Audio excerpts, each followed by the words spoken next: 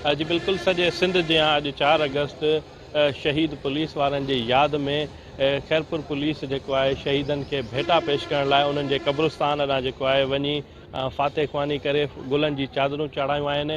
हींअर जेको आहे पुलिस लाइन में अची उते जेको आहे शहीदनि जे यादि में उन्हनि जे मथां जेको आहे गुलनि जी वर्खा कई वई आहे ऐं फाते ख़्वानी कई वई आहे। अचो त हिते पुछूं SSP खैरपुर खां ऐं शहीदनि जे वारसनि खां त उन्हनि जो छा चवणु आहे हिन बाबति।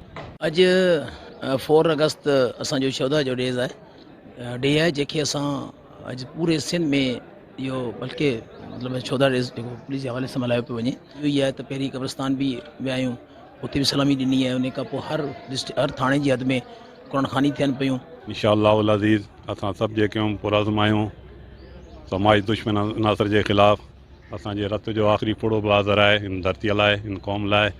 असां बि हुन जो शहीदनि वांगुरु असां बि शहीद थींदासीं ऐं अमन अमान बरक़रार रखंदासीं। शहीद पंहिंजे फ़र्ज़ जी अदायगी कंदे अवाम जी जान ऐं माल जी तहफ़ुज़ जे लाइ इहो जाम शहादत जो उन्हनि पीतो आहे ऐं उन्हनि खे यादि करण सां उन्हनि जे वारसनि खे ऐं उन्हनि जे रूह खे सवाब जे करे असां हे ॾींहुं मल्हाईंदा आहियूं। 4 अगस्त शहीदनि जो शौदा डे मल्हायो वियो, जंहिंजे तक़रीब में SSP खैरपुर जनाब ज़फ़र इक़बाल मलिक साहब जन क़ब्रिस्तान आया ऐं असांजे शहीद भाउ इंस्पेक्टर इमाम बख्श कुरैशी जी क़बर ते सलामी पेश कई, गार्ड ऑफ ऑनर पेश कयो वियो, जंहिंजी असांखे तमामु घणी ख़ुशी थी ऐं ईअं फील थियो त बिल्कुलु शहीद ज़िंदा आहिनि। हिते अफ़सरनि ऐं वुरसा जी ॻाल्हि ॿोल्हि ॿुधी त उन्हनि जो इहो ई चवणु आहे त शहीद हमेशह ज़िंदा हूंदा आहिनि। कैमरामैन जान मोहम्मद सां गॾु अली जाफ़री, सिंध TV न्यूज़ खैरपुर।